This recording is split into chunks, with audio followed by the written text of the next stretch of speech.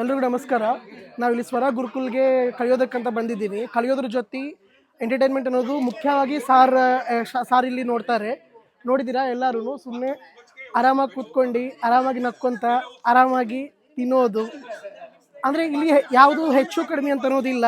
ಇವ್ರ ಮೇಲೆ ಇವ್ರು ಸುಪೀರಿಯರ್ ಪ್ರಾಕ್ಟೀಷನರ್ ಇನ್ಫೀರಿಯರ್ ಅಂತ ಏನೂ ಇಲ್ಲ.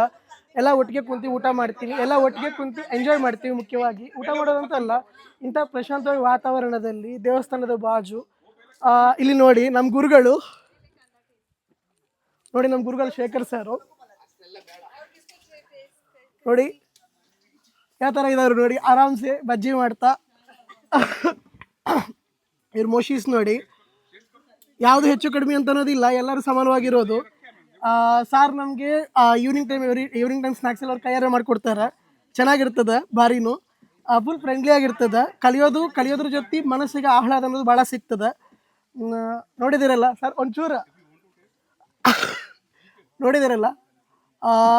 ಯಾರಾದರೂ ಕಲಿಯೋದ್ರ ಜೊತೆ ಆಹ್ಲಾದವಾಗಿ 7 ದಿನ ಕಲಿಬೇಕು, ಮತ್ತು ಮನಸ್ಸಿಗೆ ಶಾಂತಿ ಸಿಗಬೇಕು ಅಂತಂದರೆ ಡೆಫಿನೆಟ್ಲಿ ವಿಸಿಟ್ ಸ್ವರ ಗುರುಕುಲ್. ನಮ್ಮ ಮಕ್ಕಳು ನಮ್ಮ ಮನೆ ಸ್ವರ ಹೋಮಿಯೋ ಗುರುಕುಲ್. ಕಲ್ತಾ ತಿನ್ನೋದಕ್ಕೂ ನಾವು ನೋಡಬೇಕು. ಹೊಟ್ಟೆ ಸರಿ ಇದ್ರೆ ಮನಸ್ಸು ಸರಿ ಇರ್ತದೆ. Happy learning.